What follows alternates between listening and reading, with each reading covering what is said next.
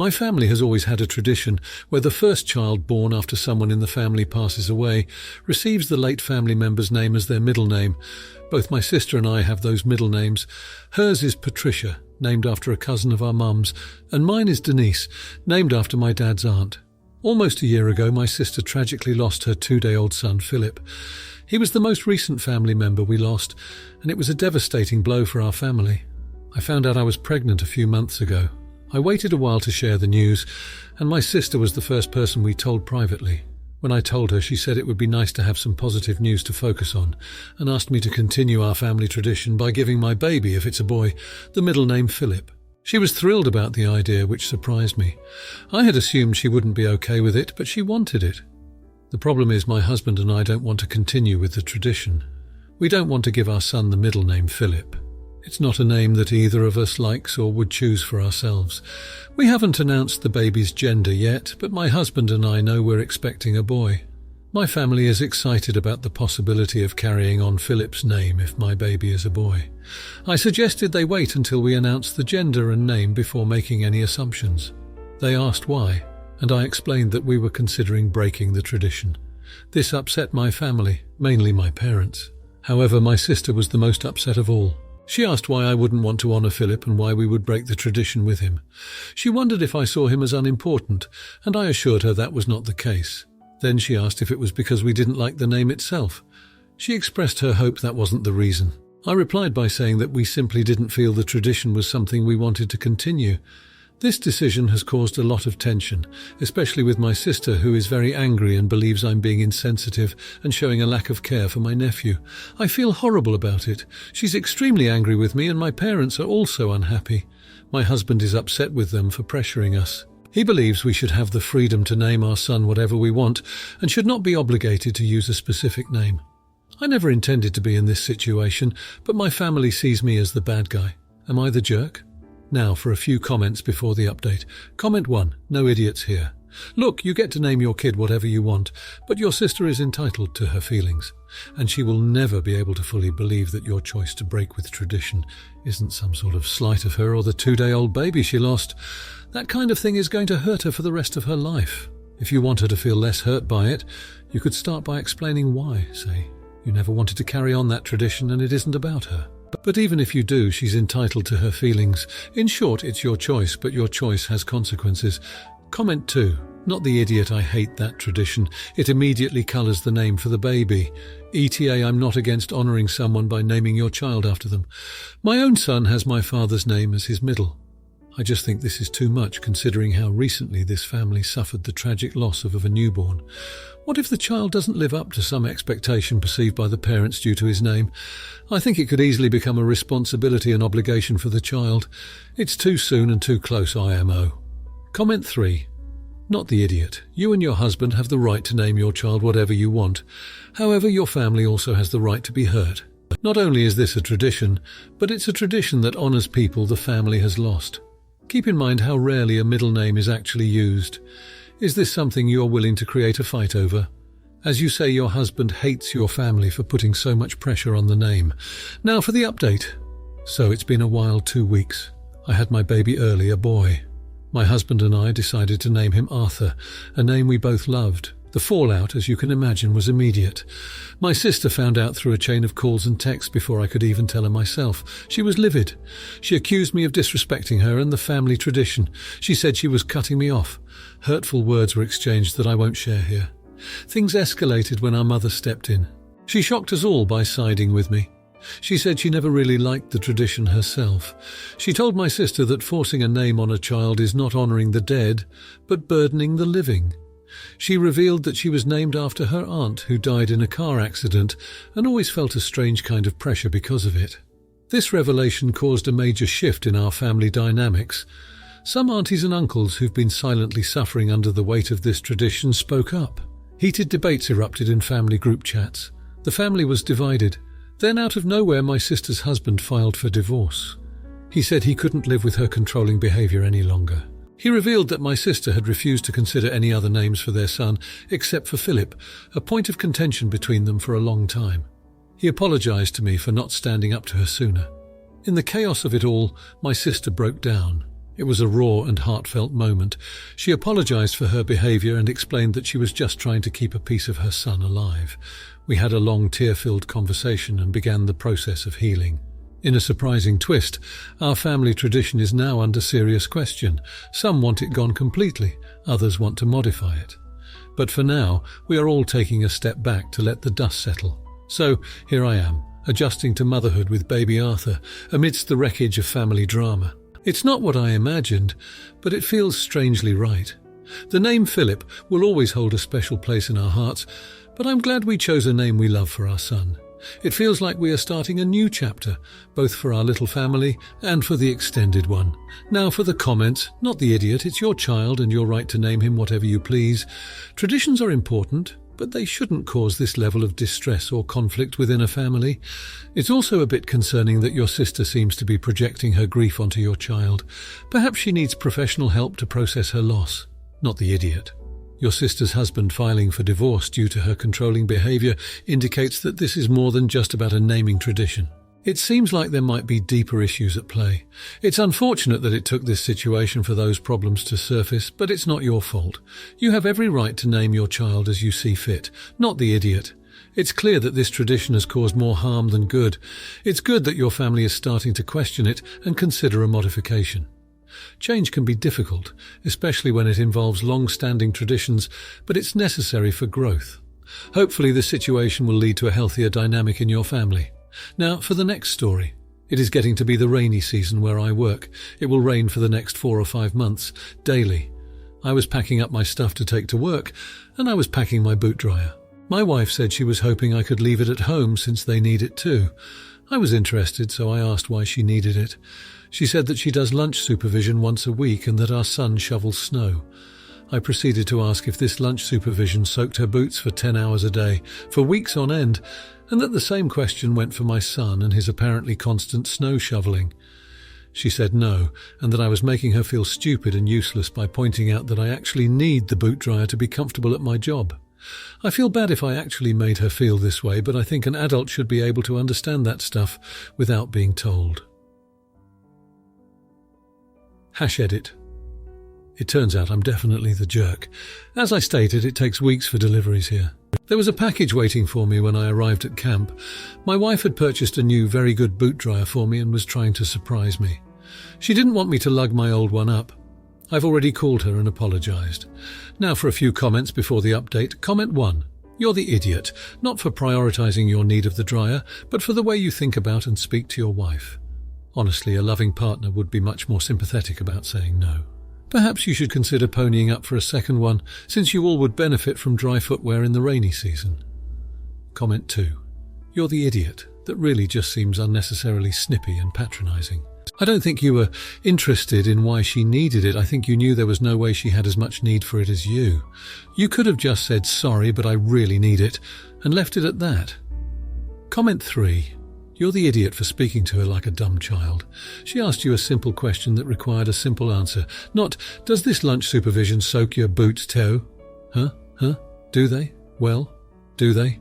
Buy your wife a boot dryer, dude. Now for the update. So it's been 1 month since that boot dryer incident, and let's just say the storm hadn't quite passed yet. The first week was all sunshine, metaphorically speaking.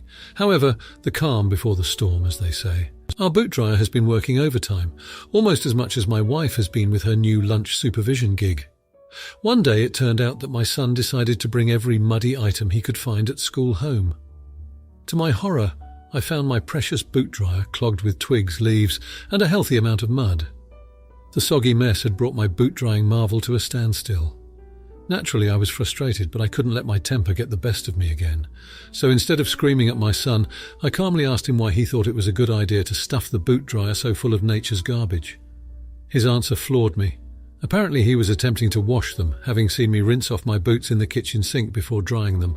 I tried to explain to him that the boot dryer was not for cleaning, but for drying, and that his actions could have broken it.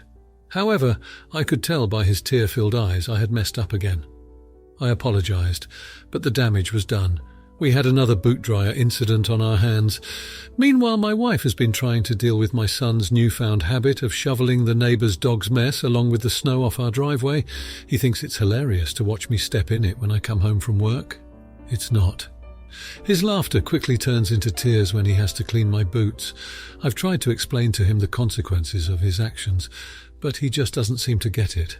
And let's not forget about the never-ending rain, as expected. My wife had the bright idea to start a fun tradition of saving a rainy day jar, where we'd save a coin for each day it rained. Well, a month in and the jar's almost full. I'm guessing we'll need a bigger jar or a new tradition soon. So all in all, the past month has been a muddy, soggy and somewhat smelly adventure. Here's to hoping the next few months aren't as eventful. Now, for the comments, not the idiot. It sounds like you are dealing with a lot of unfortunate incidents, but it's important to remember that your son might not fully understand the consequences of his actions. It could be helpful to have a conversation with him about why it's not appropriate to prank people with dog poop, and why household appliances should be used correctly. Not the idiot, but you might want to consider setting some boundaries with your wife regarding her new tradition. If the jar is almost full after a month, it could lead to clutter, or even become a safety hazard. It might be worthwhile to discuss a more sustainable way of keeping track of rainy days that doesn't involve physical objects. Not the idiot, but it sounds like there needs to be a little more communication in your household. Your son needs to understand the proper use of household appliances and the consequences of his pranks. Your wife's tradition is sweet, but maybe there could be a discussion about a more practical way to continue it. Overall, it sounds like a tough month, but hopefully things will improve with a bit of dialogue and understanding. Now for the next story. I am a housewife now. I was a stay-at-home mum when my kids were young, and now that everyone is out of the home, I am a housewife. The moment I met Beth, she has had a problem with me. The first time I met her and I told her I'm a homemaker, she told me that's not a job and it's lazy of me. I met her 30 minutes before that. It comes up all the damn time. They come over for dinner and I mention I am tired and she will tell me I don't work, so how am I tired? I have talked to her and my son before. My husband and I have concluded that she is jealous. It's the only thing that makes sense at this point. I have told her if it happens again, I will ask her to leave, and the comments stopped for a bit.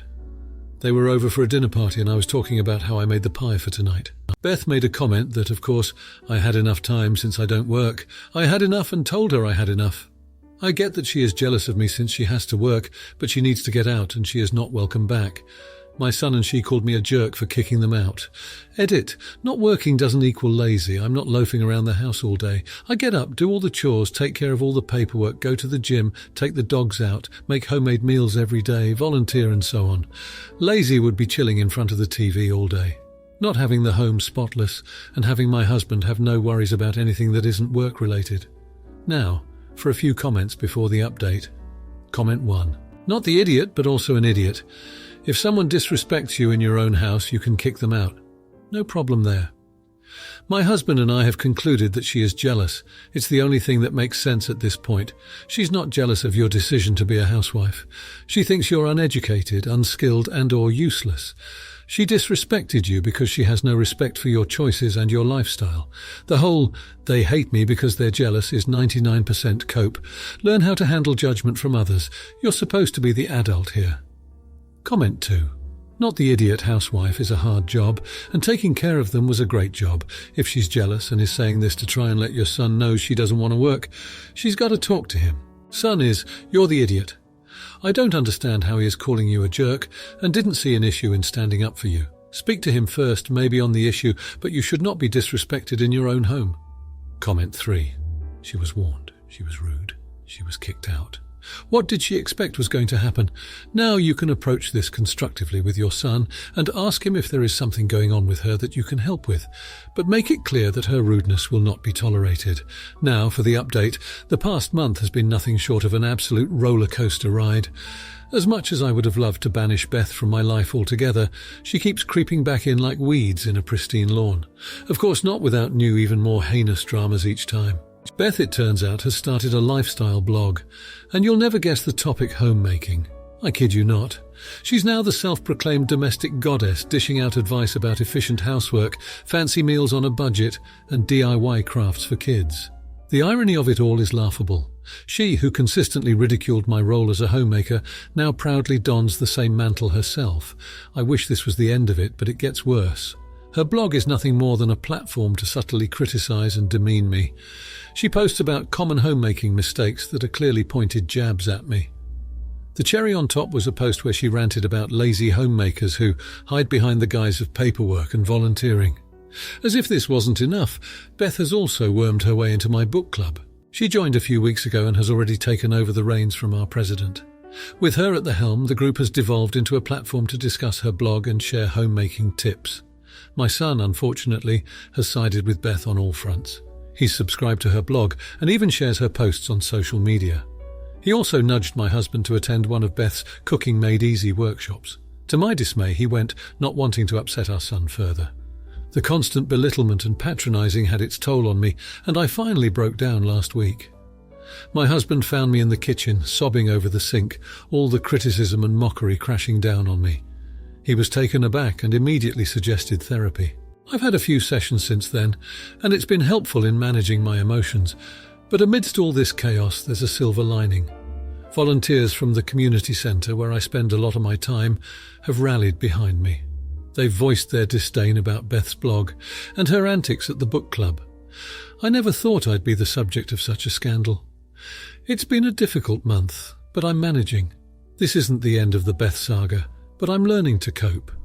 I know now that I don't need to justify my lifestyle to anyone, least of all to Beth. I'm choosing to stay strong, for me and my family. Until the next update, wish me luck. Now for the comments. 1. Not the idiot. There's absolutely no reason for you to tolerate this level of disrespect and bullying in your life. Beth's actions are a reflection of her own insecurities, and in no way should it affect your self-worth. Also, it's concerning that your family is not seeing this situation for what it is. You might want to communicate your feelings more explicitly to them, and consider setting boundaries with Beth. 2. Not the idiot, you're definitely the victim here. The fact that Beth is using her blog to demean you is completely inappropriate. And it's sad that some people close to you are falling for her manipulation. It's commendable that you're seeking therapy to cope, and remember, you're not alone. The support from volunteers at the community centre is proof that you're appreciated for who you are. 3. Not the idiot. It seems like Beth is thriving on creating chaos and negativity in your life, and it's not fair to you. It's important to stand your ground and not let her belittle your lifestyle. It's great that you're utilising therapy to manage your emotions. Maybe it's time to consider a new book club, away from Beth's influence, where you can enjoy your interests in peace. If you liked this video, you'll probably like these too. Also, while you're here, please consider subscribing. It's your support that keeps this channel alive and allows me to make better and longer videos. Have a great day.